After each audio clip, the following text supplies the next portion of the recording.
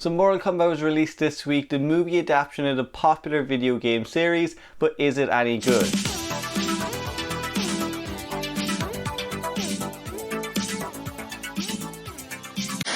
Hey there guys, and welcome back to Dino Reviews. So Mortal Kombat was released during the week. I got to sit down and watch the movie, and I want to go through my positives and my negatives with the film. Overall, I found this one a bit of a mixed bag. There were definitely parts of the movie I really enjoyed. There were a lot of faithful parts of the game, but as well as that, there were a lot of parts that just felt like missed opportunities. Now we are going to start with the positives. If you are a fan of this game, if you love the action sequences, if you love fatalities and all that blood and gore, you will definitely enjoy the movie. Now the action sequences, there is quite a lot of action sequences in the movie, quite a lot to go through, but what I like about them is every action sequence actually comes off quite different. The fighting style, just the scenario they're in, the location, everything is much different than the fight sequence beforehand, which you kind of want to get in a Mortal Kombat movie because you know there's going to be a hell of a lot of fight scenes. Another positive is definitely the fatalities. They are pretty much all over this movie and they are very gory. That's one thing the movie does.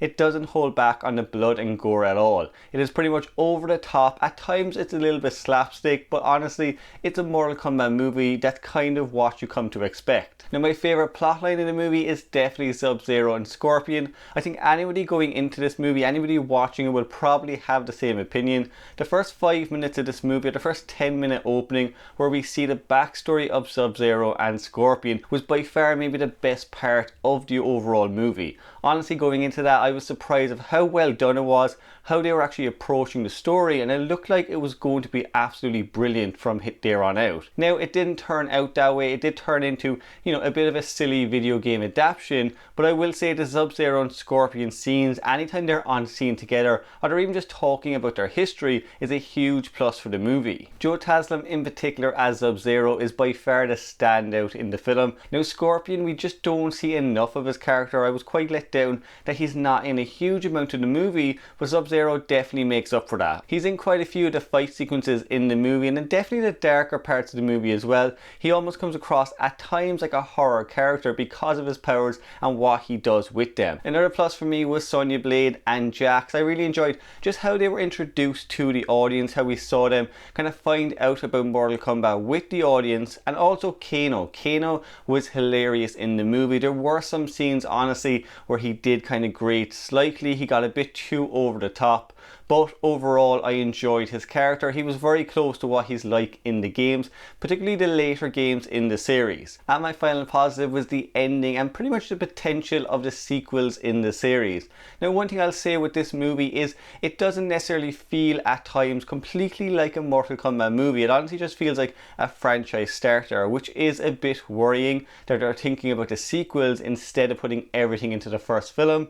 But this one, it does, again, look, it does set up the sequels in a great way. We don't get a tournament in this movie, but it's talked about a lot and we know it's coming. The ending also does a lot with Scorpion and Sub-Zero, and again just their history, their rivalry, and they have one of the best fight sequences in the whole film. As for the negatives, honestly my biggest negative with the movie is there's just no particular structure with this one. It doesn't really feel like there's much of a plot or they really knew what they were doing or where they wanted to go. It's hard not to compare it to the 90s Mortal Kombat movie, which just had a better structure, it had rules, it had a tournament and just something to work with. This one, it doesn't really have that. I think if you're not a fan of the games, you're definitely not going to understand quite a bit of it. There are certain parts of the movie as well where they do really slow things down, particularly the middle act of the film. They're kind of in this training camp, and honestly I thought that was the most boring part of the overall film. It was hard to kind of stay interested, honestly, because I wanted to go back to Scorpion and Sub-Zero and I wasn't really interested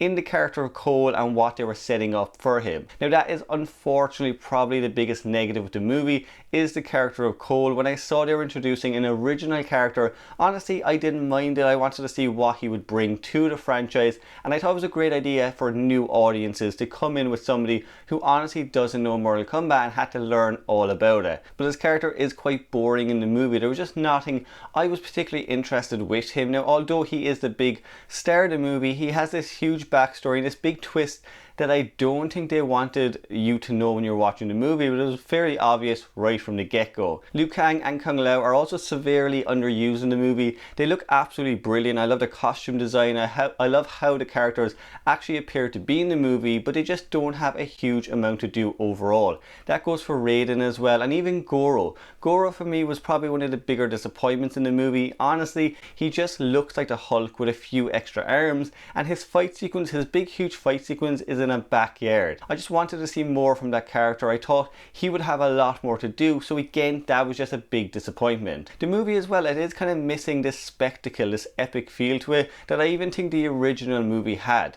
This one, it is based a lot in this kind of training camp where they're preparing for Mortal Kombat. There is no tournament in this movie that they're particularly doing, so a lot of it again is just set up. Overall though, if you are a fan of the Mortal Kombat movies, you will love the fight sequences, you will love the gore, and if you're there for that, it's a good Mortal Kombat movie. But I do think there is certain parts of it missing. There isn't a structure there. As I said, the first 10 minutes of the movie really set up something that could have been great, and it's just unfortunate that it did get squandered. But guys, check the movie out if you can. Make sure guys you let me know what you think of Mortal Kombat, and are you excited to see what comes next? Remember guys, of course, if you like, you can subscribe to the channel. Make sure guys you give the video a big thumbs up, and if you want to see more reviews like this one, click any of those links down below, and I will see you in the next one.